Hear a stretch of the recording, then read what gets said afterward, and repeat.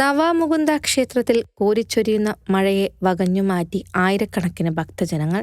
മുന്നൊരുക്കങ്ങൾ ആദ്യമേ നടത്തിയിരുന്നു.